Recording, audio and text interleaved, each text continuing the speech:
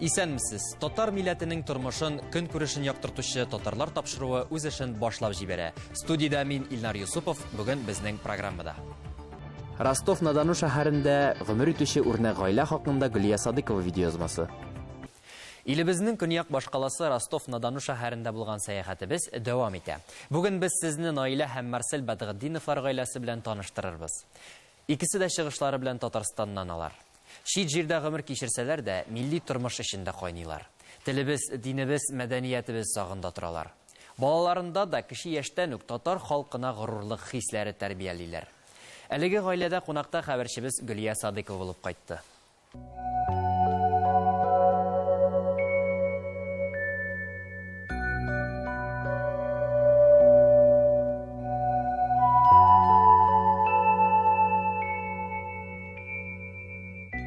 Татар халкында элек-электән килгән бер матур гадәт бар. Эш бетеп, иңгер-меңгер төшкәч, бергә җыелып кич утыру. Менә без дә Ростов-на-Дону белән чиктәш Аксай шәһәрендәге йортларның берсенә, Бәдгетдиновлар гаиләсенә кич утырырга килдек.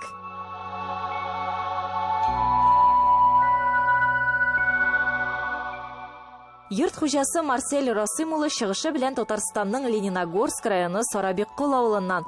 Шунда мәктәпне тәмамлый. Чаллы шәһәрендә мәдрәсәдә 2 ел укыганнан соң Казанга хәрби хезмәткә алына. Шунда ул хатыны Орча кызы Наилә ханым белән танышып кала. Хезмәтен тәмамлагач, абыйсы чакыруы буенча 2002 елда Ростов өлкәсенә килә. Без авыл баласын җиргә тарта. Без шул килгәч тә инде авыл хуҗалыгы буенча эшкә урнаштым. Баштан водитель булып, аннан югары уку йортына Ростов дәүләт экономика университетына укырга кирдем. Ул дәврдә гаиләле булдык. Анда да инде производство авыл хуҗалыгында агроном булып эшләп чыктык. Икенче югары белем алдык. Авыл хуҗалыгы буенча агрономический университетны бетердек монда. Һәм инде бүгенге көндә авыл хуҗалыгының төп производствосыннан китеп, әзрәк башка юнәлештә эш алып барабыз. Бүген авыл хуҗалыгы әйберләре сату буенча эшлибез инде. Авыл хуҗалыгы өчен Ростовның җире дә уңдырышлы шул. Игенчелек буенча икенче урында әлеге төбәк. Донлыклы дон комбайннарын кем генә белми икән әйтергә кирәк. Ростов-Дон шәһәре авыл хуҗалыгы машиналарын эшләп чыгару буенча дөньяда беренче бишлектә тора. Завод 1929 елда ачыла. Әлеге машинага шәһәр уртасында һәйкәл дә урын алган.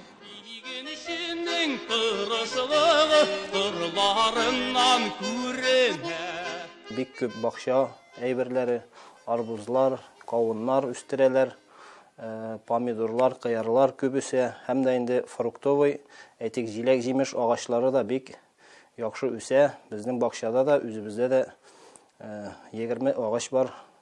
Җиләк-җимеш агачы, груша, алма, абрикос, персик, һәм инде виноградлар, чия, черешня, менә шуның әйберләрне үзебездә дә үстерәбез. Язлар, көзләр озын, чиста, җылы булып киләләр. Бер үзенчәлеге кыш матур түгел. Адәм баласы өчен җир байлыгы гына түгел, күңел байлыгының да саекмавы мөһим бит. Марсель әфәнде Ростов өлкәсендәге якташлар татар-башкорт оешмасына нигез салучы да әле. Быел аларның эшчәнлегенә 15 ел тулачак. Милли бәйрәмнәребезне билгеләп үтәләр. Тел, дин, мәдәният сагында торалар. Бала чактан ук әти-әни, аннан соң укытучы апалар шундый тәрбия безгә күңелебезгә салдылар. Бабабыз бик динле, Аллаһ Тәгаләне танырга, үзебезнең йолаларыбызны, телебезне саклау өстендә эшләргә, шушы юнәлешкә инде менә Ростов шәһәренә килеп урнашкач та яшәргә, эшләргә туры килде.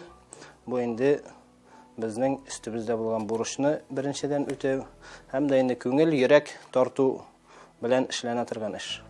Өйдә дә шул милли мөхитне саклыйлар. Хатыны Наилә ханым белән 3 бала үстерәләр. Гаиләдә аралашу бары тик ана телендә. Наилә ханым үзе дә белеме буенча татар теле укытучысы. Хәзер балалар бакчасында эшли. Балалар тамырларын, гореф-гадәтләребезне белеп үссеннәр өчен кулдан килгәннең барсында эшләргә тырышам ди ул. Ул шәкшәкләр, аш, җәйгән тыкмаш белән ашны яраталар инде. Шулай аларны бөтенесен күреп үссен дип, белсеннәр дип аларга пешерәбез. Балалар өчесе дә татар телендә иркен аралашалар, һәрберсенең үз кызыксынуы бар. Уллары Салават баян түгәрәгенә йөри икән.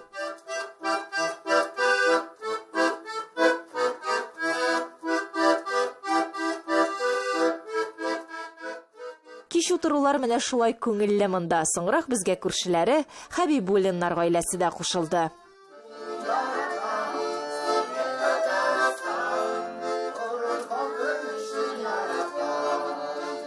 Biz үзебез ирем белән Ульяновск өлкәсеннән. Ирем хәрби кеше булды.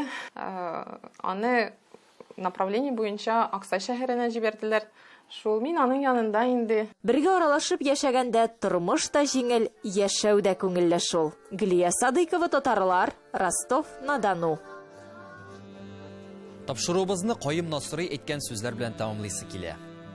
Берәү чит бер телне өйрәнәсе булса, башта үз телен яхшы белсен.